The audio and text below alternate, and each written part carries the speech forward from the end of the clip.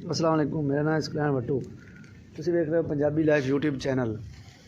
तो अज तुहानूं कराने अपने पिंड बारिश विच अपने पिंड की सैर। तो बारिश होना चंगी गल है, लेकिन फसलों वास्ते नुकसान है। तो अल्लाह पाक रहम करे फसलों ते। चल अज तुहानूं विखाने अपने पिंड के नज़ारे।